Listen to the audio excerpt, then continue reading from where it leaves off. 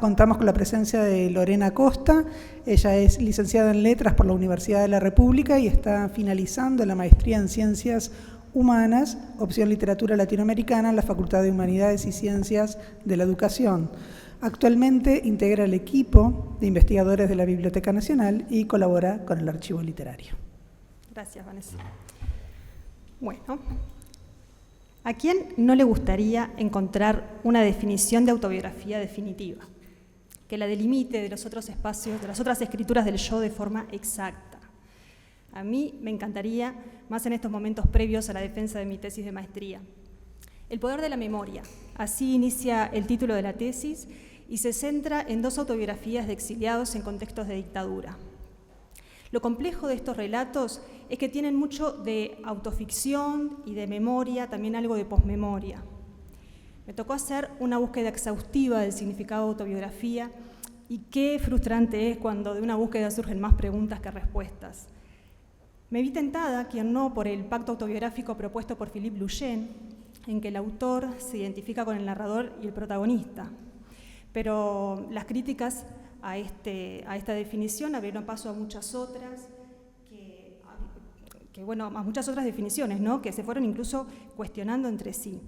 Insistí en la búsqueda y encontré la definición propuesta por Francisco Rodríguez, que contempla los fenómenos que desdibujan los límites, si es que existen, entre la autobiografía y las otras escrituras del yo. Rodríguez define el género autobiográfico como un espacio dialógico, ambiguo, donde conviven elementos referenciales, antropológicos, culturales, encubiertos en una estructura pragmática que lo delimita de los otros espacios de escritura. Esta definición deja en evidencia, al menos para mí, lo absurdo que es pretender forzar categorías. Más en el tema de las escrituras del yo, porque incluso aunque el autor pretenda ser absolutamente fiel a sus recuerdos, nuestra mente siempre está recreando el pasado, reconstruyéndolo.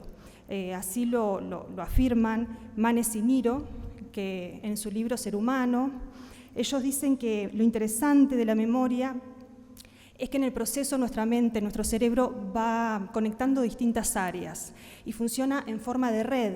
Por lo tanto, no recordamos no recordamos el evento tal cual sucedió en realidad, sino la forma en que nos vino a la mente la última vez que lo recordamos.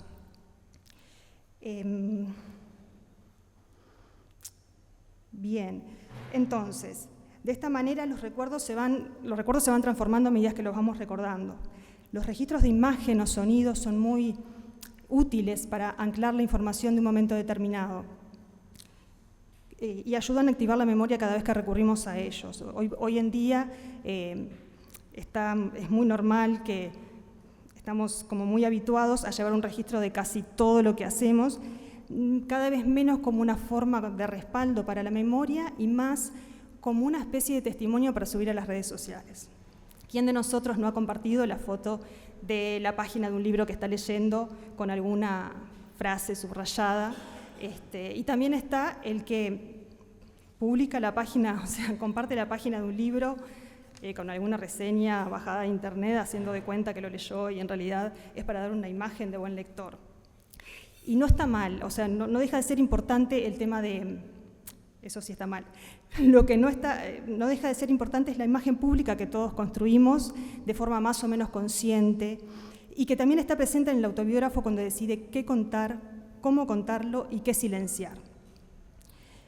Bien, construimos porque en realidad construimos nuestra identidad individual por medio de la mirada del otro. La necesidad del ser humano de generar vínculos es lo que asegura el éxito de las redes sociales.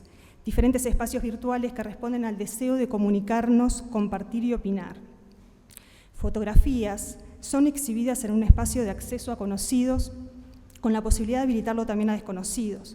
Frases, poemas o incluso cuentos enteros de escritores destacados conviven en un mismo espacio con bellas imágenes y creaciones artísticas.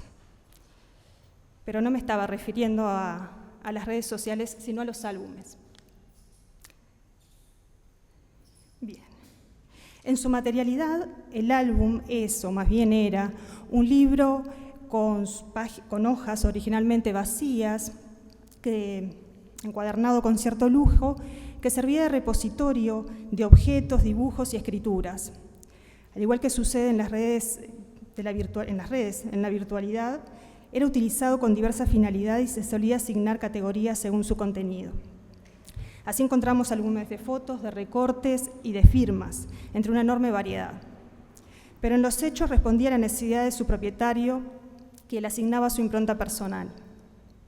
El archivo literario de esta biblioteca cuenta con una miscelánea que contiene 6 ejemplares de distintos propietarios y diferente contenido. Ofrecen información sobre sus propietarios, las particularidades del mundo que los rodeaba y, en el caso de álbum de señoritas, también la red de contactos sociales que mantenía. El álbum de señoritas fue de uso muy popular en el siglo XIX y se extendió hasta principios del XX. Sus propietarias almacenaban objetos y manuscritos con firmas de amigos y personalidades destacadas del ambiente político y cultural. Ha venido despertando cada vez más mayor interés, como hemos visto en la presentación anterior, en los investigadores por haber representado uno de los pocos espacios sociales habilitados para aquellas mujeres. Claro que lo que abundaban eran intervenciones de hombres adoctrinando a las jóvenes propietarias en cómo llevar una vida virtuosa. Eran consejos moralistas al mejor estilo Fray Luis de León. Dichosa las mujeres que contaban con colaboraciones de poetas creativos, como era el caso de Francisco Acuña de Figueroa, del que van a hablar en una ponencia en el último día, creo, porque él tenía la particularidad de incursionar incluso con el humor en sus muchas intervenciones en este tipo de álbumes, a través de acrósticos, anagramas y copas poéticas. Bueno, ahora los invito a ver la pantalla. El álbum de Manuela Goyeneche. Está forrado en terciopelo rojo y tiene hojas con bordes dorados. Tiene una carátula con sus iniciales superpuestas, MG, acompañadas del dibujo de un acantilado con la firma Piñeiro. Y otra. Es inaugurado por su padre, el agrimensor Emilio Goyeneche y Laviña. Más adelante aparecen algunas líneas de su tío, Enrique Laviña, quien fue senador durante el segundo gobierno. Ese es el padre. Si querés yo sigo. Está. Y ahí está del tío, que era Enrique Laviñas, que fue senador durante el segundo gobierno de Valle y Ordóñez. Estos mensajes familiares conviven con el de figuras del ambiente cultural, como el poema Primavera de Julio Herrera y Raicig. Y luego vienen dibujos de pintores conocidos, como el uruguayo Manuel Correa, es el de La mujer con la niña, y no, son 2 muchachas.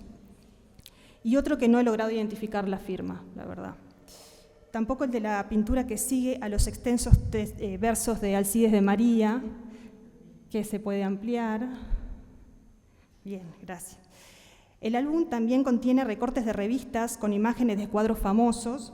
Algunos aparecen sueltos entre sus páginas, poniendo en evidencia que el trabajo fue interrumpido por alguna razón. Esta pintura sobre lienzo también está suelta y presenta indicios de haber sido enmarcada en algún momento. La fecha, y ahora seguimos, la fecha en que Federico Acosta y Lara firmó el álbum sobrevivió a una intervención sistemática y despiadada. Si observan bien, ahora sí, la fecha que acompaña la firma de Lassus aparece modificada, pasando de 1893, otro más, a 1902. Lo mismo sucede con Pedro Figari y Florencio Escardó, incluso con la de Herrera y Raicig que vimos antes. De 1898 pasa a 1903. Las fechas de ese álbum van de 1893 a 1898 en su versión original y en la versión actualizada de 1903 a 1907. El motivo del cambio es imposible saberlo, pero sea cual sea, traer 10 años, una década, el tiempo en que uno fue joven, no está nada mal.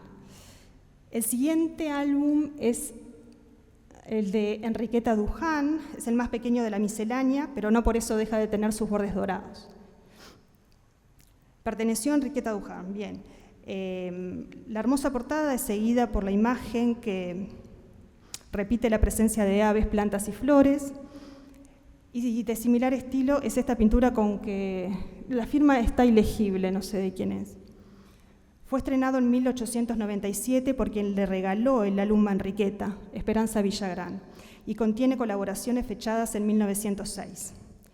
En este primer mensaje contiene colaboraciones fechadas hasta 1906, o sea que va de 1897 a 1906. En este primer mensaje, seguido por una postal, Villagrán se disculpa por la extremada modestia del álbum, afirmando que desaparecerá, cito, con el valioso contingente que le ha de prestar el anterior. Ahí. Dice por ahí que la extrema modestia del álbum va a desaparecerá con el valioso contingente que le ha de prestar la inspiración de todos los que, valorando tus méritos, estampen en sus páginas, con versos y colores, una estrofa, un pensamiento, un recuerdo digno de ti. Algunos firmantes del álbum fueron Carlos Roxlo e Ismael Cortinas, ahora sí. Bien. Y en su mayoría las firmas remiten a la ciudad de San José. Esto hace pensar que su propietaria era Maragata, es decir, oriunda de esa ciudad. En Algo sobre feminismo, que viene después, ahí, tocas de nuevo, ahí. Fechado en 1900, Bernabé Durán Arenas se posicionó a favor de la lucha de la mujer, esto es interesante, por conquistar derechos que le eran negados. Estaba todo el tema de la lucha feminista, y se destaca este mensaje en medio de otros tantos mensajes que cuestionaban esta lucha e insistían en que su lugar natural era el hogar. No logré identificar la firma del primer dibujo que aparece ahora, el de la mujer. El autor del busto de mujer comparte el apellido del reconocido escultor Maragato de la Janti, y la hoja que pintada que viene después, que si apretás aparece más. Está dibujado sobre una hoja natural. Esa es de Luis Cantú, pintor y escultor Maragato. Se suman otras pinturas de Larravide, Uriarte, Otero. La de Otero es esta, y la que viene ahora, que es mi favorita, no logré identificar al creador. El siguiente, es el álbum de Delmira Agustini. En la portada luce un diseño de flores rojas sobre un fondo amarillo dorado, parezco la presentadora de un desfile de moda, perdón. En la carátula figura su nombre con una letra de exquisito trazo. Inicia en 1903 con un mensaje de Eduardo Acevedo Díaz, seguido por el trazo tembloroso de Isidoro de Marías, que en ese momento tenía 88 años. No, para atrás, ahí. El trazo de abajo es el de Isidoro de María, lo hizo como muy junto al de Acevedo Díaz. Bien. Se suceden varias firmas conocidas, ahora sí, por ejemplo las de Eugenia Maferreira y José Pedro Ramírez, solamente estoy mencionando algunas. Decide incorporar esta carta, la que sigue, que está en versos y recibió de forma anónima desde Mercedes en 1903 por alguien con iniciales CLDB. Entre otros recortes de prensa, y ahí, se encuentra que dice reproducir, ampliar, ahí está, ahora sí, que dice reproducir un soneto que Villastruz tradujo y escribió en el álbum de Delmira. Sin embargo, no aparece la anotación de él en este álbum. Lo que sigue es de Manuel Medina Bentancourt, y es interesante, pues como una especie de collage, y ahí para. Bien, él fue el prologuista de su primer libro de poesías, colabora en el álbum con es una especie de cuento que va intercalando versos del poema Evocación de ella, publicado en la revista La Alborada, del que fue director. Bien, así lo coloca, o sea, él explica eso en la primera nota, que deja el pie, y en la segunda se disculpa por el cambio que hace de una palabra con el propósito de facilitar el argumento. Por ahí dice la nota 2, ahí, y ahí está la firma. Bien, el que sigue son dibujos a lápiz, seguramente de su autoría. Está Florencio Sánchez, Zorrilla de San Martín, y el que sigue puede ser Job Reyes, pero no es seguro. Con menos de 2 meses de aportes, las hojas con bordes dorados y numeradas a lápiz en el margen superior derecho quedaron en su mayoría en blanco. Y este álbum es de, llamémosle Giamna, no sé cómo se pronuncia.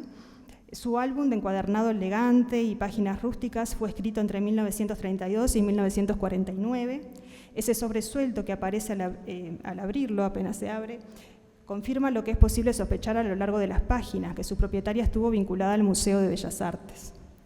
En el margen inferior aparece escrito a lápiz para José Zorrilla de San Martino, JL, José Luis. Bien, lo encabeza, lo que sigue es, eso es lo primero que aparece en el álbum, que es la firma de Horace Lasartroup, no sé cómo se pronuncia en francés, que era el seudónimo de Ernesto Laroche, el entonces director del Museo de Bellas Artes. Él contribuyó con varias pinturas usando la técnica de aguafuertes, como esa que está ahí y aparece ahí la firma de él. Bueno, la siguiente es otra de sus pinturas en la misma técnica, que está seguida por notas musicales de Campo, el primer poema sinfónico compuesto por Eduardo Fabini, que le significó un gran reconocimiento y está su firma ahí. Sigue el arte visual en sus páginas, ese es un dibujo a lápiz de Manuel Bartol, y otra melodía, esta vez de Basamore, acompañada de texto. Reservó lugar para versos de Juana de Ibarburu y también de Luisa Cortinas, que le asigna a la propietaria del álbum la categoría de artista de excepción. Aparecen con tan solo unas páginas de distancia entre sí, las que sigue, que son las contribuciones de los hermanos Silva Valdés. Más pinturas del director del museo con la técnica de aguafuerte, Nocturno, que dice en el sello al pie, dice que se imprimieron 30 en papel de Japón, y el que sigue Soledad, con solamente 15 impresiones. Bueno, como hemos visto, estos álbumes de señoritas, además de repositorios de bellas artes, lo son también de una categoría especial de correspondencia, en el sentido de que existe una persona, el autor, que emite un mensaje a un destinatario específico, la propietaria del álbum, plasmando su firma al final, generalmente acompañada de información de ciudad y fecha. Lo particular de estos mensajes es que se alejan del registro de intimidad y secretismo propio de una carta personal, y fueron escritos para ser leídos no solo conscientes de que no iba a ser leído solo por su propietaria. En el libro El desván del 900, Carina Blixen refiere a la zona intermedia en que reside este tipo de álbum entre la privacidad absoluta del diario o el álbum de fotos y el circuito social de circulación de la letra. Se hizo tan popular a mediados del siglo XIX que tanto en Uruguay como en la región surgieron publicaciones periódicas sobre literatura, moda y bellas artes bajo nombres que aludían al álbum de señoritas. El siguiente álbum es un álbum de recortes, es inmenso. De la identidad de su propietario solo podemos especular que las iniciales en la tapa son las de su nombre y que el gran tamaño con formidable encuadernación, sumado a la alta cantidad de las impresiones que contiene, la mayoría ilustradas a color, apuntan a que pertenecía a una clase social acomodada. Los primeros recortes que aparecen sugieren que se trata de una mujer interesada en la religión católica y la maternidad. Esta idea va tomando forma, va tomando sustento a lo largo del álbum, sumando una gran pasión por la literatura y la pintura. Publicaciones sobre mitologías, historias, poemas y canciones de donde surgen decenas de autores aparecen en cientos de recortes, y son cientos de verdad, agrupados en forma de collage. Bueno, solo algunas imágenes para tener una idea porque es inabarcable: Baladas de los sueños abolidos, de Enrique Puga Sabaté, y el romance de Rico Franco con ilustraciones de Cesario Díaz. Ahora el siguiente. Del álbum de Manuelita, dice que es la hija de Juan Manuel de Rosas, es de la revista argentina El Hogar, que reproduce el retrato y los versos que le dedicó a su álbum el pintor Fernando García de Molino. Me pareció interesante cómo dentro de un álbum está ese artículo haciendo referencia a otro álbum, aunque este no es álbum de señoritas, sino de recortes. Después, festividades patrióticas uruguayas y argentinas, una gran cantidad, como el aniversario, en este caso, de la Batalla de Arbolito y la Revolución de Mayo. Se repiten este tipo de formato, que son recortes de revistas donde un cuento o un poema está acompañado de una bella pintura. En este caso es de Alfonsina Storni este poema. Y solo me interesa destacar de la siguiente imagen la superposición de recortes. No sé si se ve bien, pero incluye, además de la superposición de recortes, incluye esto que está superpuesto a todo lo demás, que es una especie de cuadernito con un poema de Herrera y Reisig, en este caso, pegado a otro con un poema de Guzmán Papini. Seguimos, esta es la última de este. Ahí. En esta imagen se nota mejor el efecto collage y cómo en una sola página se reúnen diferentes autores, como en este caso en una sola de ellas, Emilio Frugoni, Julio J. Casal, Gastón Figueira y la infinitamente repetida en este álbum Juana de Ibarburu. Y el siguiente álbum es el último, rompe un poco con lo anterior porque perteneció a un hombre, José María Montero, de origen francés, que fue ministro de gobierno del dictador Lorenzo Latorre. Como lo anuncia su tapa, es un álbum de dibujos. Tenía ahí su nombre y ahí. Todos están firmados, o sea,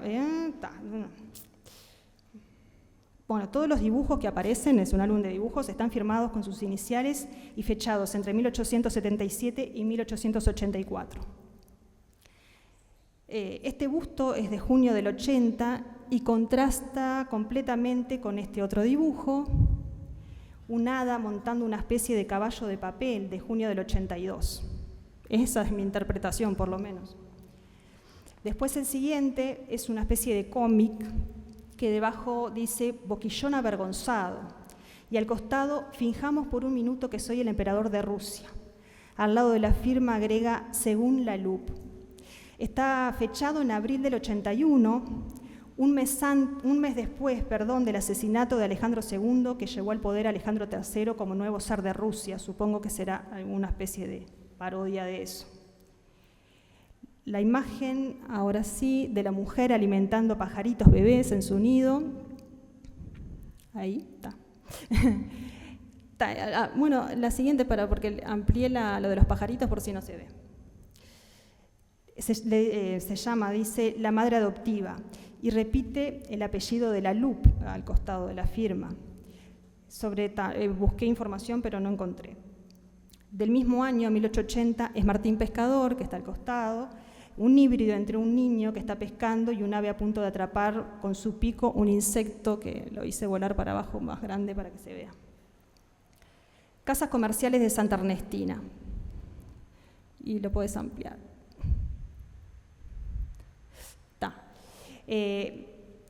Dice Casas Comerciales de Santa Ernestina, y Santa Ernestina era entonces, en el 82, la firma del dibujo, la fecha en que firmó el dibujo, el principal centro poblado del departamento de Rivera, impulsado por lo que fue la Compañía Francesa de Minas de Oro del Uruguay, que también tenía su centro de actividades en Cuñapirú, que es lo que dice la palabra que dice ahí abajo. No sé si se agranda un poco más. Ahí. Llevaron adelante, ahí parece ser que 2 años antes, en 1880, los mineros en la zona del arroyo Cuñapirú, llevaron adelante la primer huelga en la historia del país. Este dibujo ocupa 2 hojas y dice 3 horas después de salir del Río de Janeiro, a bordo del Congo. Al costado, cerca de la firma, hay una parte de la inscripción ilegible que finaliza con entrada a la bahía y es de mayo del 81. El siguiente dibujo, el incendio de enero del 77, es de un molino de aceite quemado que no logré identificar.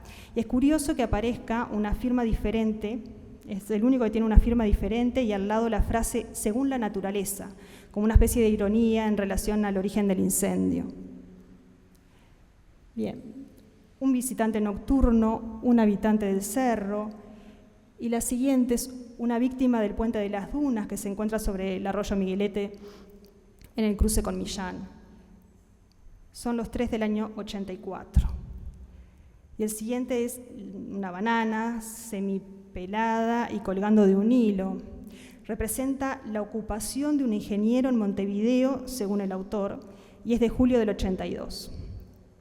Y El viejo después de Fortuny, del mismo año, reproduce la pintura de Viejo desnudo al sol del famoso pintor español Mariano Fortuny y Marsal.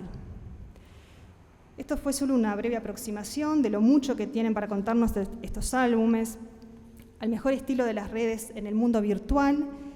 La materialidad de los álbumes no deja de ser un espacio de intercambio y creación de una imagen pública, donde la mirada de los otros, sus mensajes ayudaron, en el caso del álbum de Señoritas, ayudaron a estas jóvenes a crear su identidad, su individualidad.